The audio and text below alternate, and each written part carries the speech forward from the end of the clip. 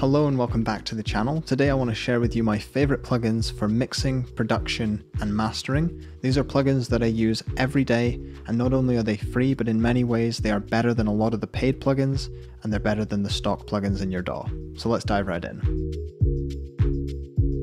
The first thing I want to say is that if you've seen any of the plugins I'm showing in this video, simply skip to the next one using the timestamps in the description or the chapter markers along the bottom of this video. I can appreciate you may have seen one or two of them before, but starting off with three fantastic equalizers from Acustica Audio. These really are stunning equalizers. Acustica Audio doesn't simply algorithmically recreate an EQ. What they do is they basically sample an entire hardware unit, so every possible combination of input and output, and then they package that all up into a plugin. And what I hope you'll hear from these three plugins as a beginner is that they really highlight that EQ is not simply about the frequency and how many dB you boost or cut. It's all about how you get there, exactly what harmonic content and what richness is added or taken away from a signal to give it a certain tone and a certain character. The first one is Choral, which I use for mastering, and then the other two are for like heavy sound design and also maybe mixing applications.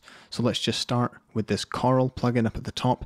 The interface is relatively straightforward: low cut on the left, high cut on the right, and then two shelving filters for low and high frequencies. So let's take a listen. Don't let a day pass by without holding its wonder. Don't let a day take away what we mean to each other.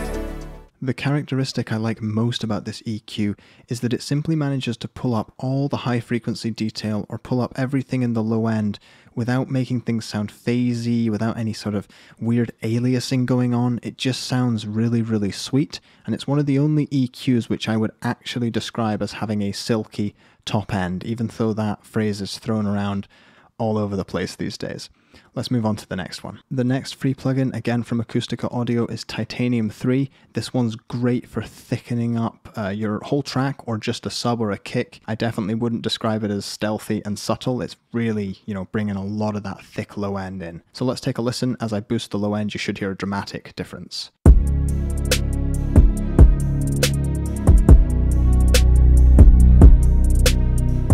Like I said, this one is not subtle, it's not stealthy, it's for those times, especially in sound design, where you want to just get a really, really thick bass tone.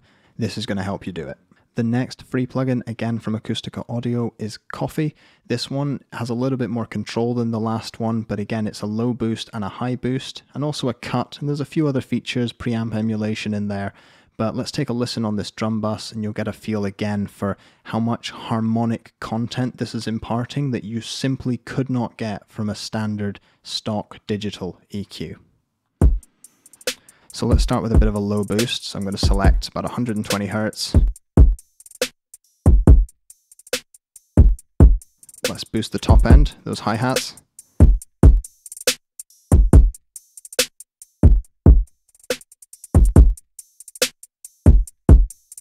All of that crunch you're hearing there, as long as it comes across on YouTube okay, that's not digital distortion, that's actually real saturation and harmonic content being added, and it can sound a little bit broken on its own, but if you add it in the context of the mix, the drums are just going to punch right through the mix and sound amazing. I'm going to move on to the next plugin in just a moment, but I want to say I'm not in any way affiliated with Acustica Audio. I just think those three EQs really help you hear how EQing is so much more than simply a frequency and an amount of gain. It really is all about the tone and the texture of a particular EQ. But anyway, the next plugin is the Youlean Loudness Meter 2, the free version. I'm currently using the pro version, but the free version truly has everything you need.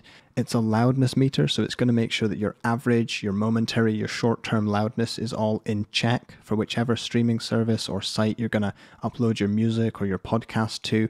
If I give you a little bit of a demonstration,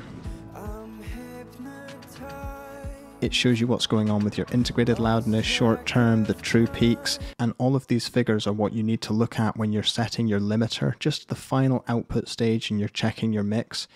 In my opinion, there's no other loudness meter that even comes close to being this neat, organized, and clean. Even the ones you pay money for, I always come back to this one and I highly recommend it. If you want to know more, I have a whole video about it linked up in the top corner. The next few plugins are all from TDR Labs. Firstly, the Kotelnikov Mastering Compressor. I've shown this one before, but it's excellent. In my opinion, it's better than almost any DAW's stock compressor. The sheer functionality and stealthiness of this signal. It's not for emulating an analog plugin. You're not going to get that sort of warmth and tone that you might get from an actual hardware compressor, but it's for those really surgical, really stealthy times when you just need compression, maybe during sound design or in a whole mix situation. And another thing I particularly like is that company that makes it, TDR, they keep updating, refreshing, fixing bugs. They really support their products, and they've got many products which they've been supporting for many years. The next free plugin from TDR is Nova, which is one I've shown 100 times on this channel.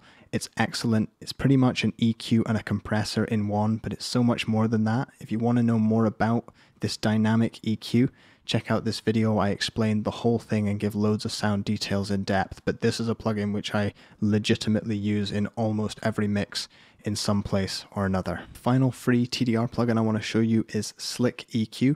I'm using it a little bit less these days, but it's a wonderful, wonderful EQ. It's got many different modes to it, which change the curves slightly. There's many different output stages, and it's free from all sorts of warping, quantization, distortion, aliasing issues, phasing problems. It's such a wonderfully coded EQ.